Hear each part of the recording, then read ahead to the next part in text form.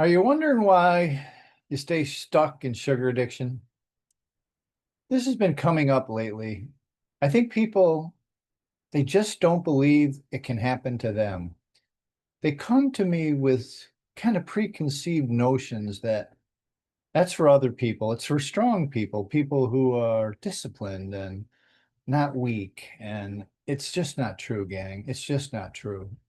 All you have to do is bring the willingness.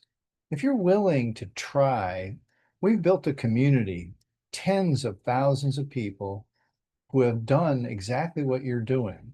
They've lost the weight and they got their health back online simply by, I tell people my only job in life is to get you to feel viscerally 90 days of no sugar.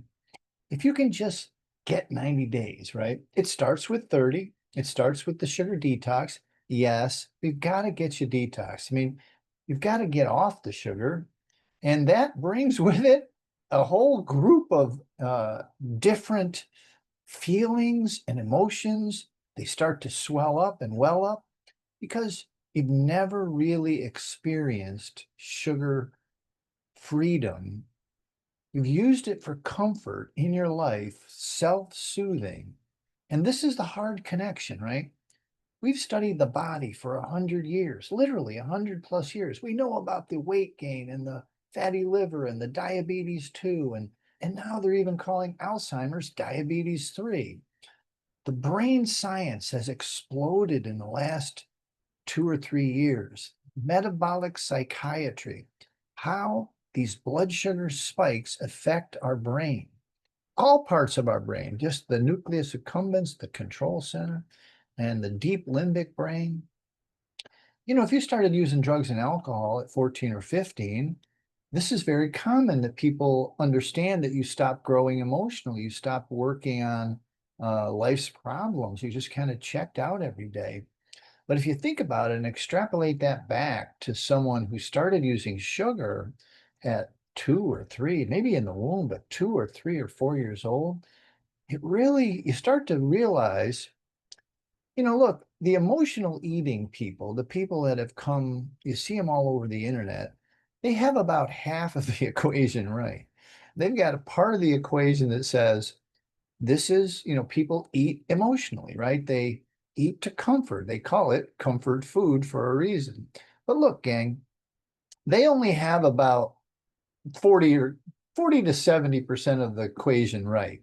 What they're missing is a group of people, and likely if you're listening to me, you might be in that group, that they're truly using sugar to tamp down emotions, to just chill for the end at the end of the day, or take the edge off at the vending machine at 4 o'clock in the afternoon. But they're, because the boss is a pain in the ass, right? But really, they're not thinking through this idea that the possibility exists. Now write this down. The possibility exists that sugar could be acting the same way as drugs and alcohol and making you feel just a little bit better. And so you didn't have to worry about the boss, worry about the kids, worry about the spouse. You didn't have to do any of that because you had your faithful friend and lover, sugar. Okay. Gang, you can do this thing. You can genuinely do. I'm sure somewhere in the comments or somewhere in this post, there's going to be a link to the 30-day challenge. Check it out.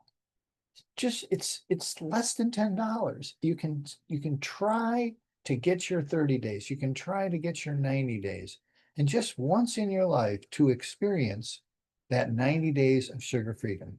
I promise you, almost virtually zero people actually go back to sugar after they've had 90 days of free sugar free. Okay. They're losing some weight, their skin is cleared up, they're feeling a little bit better.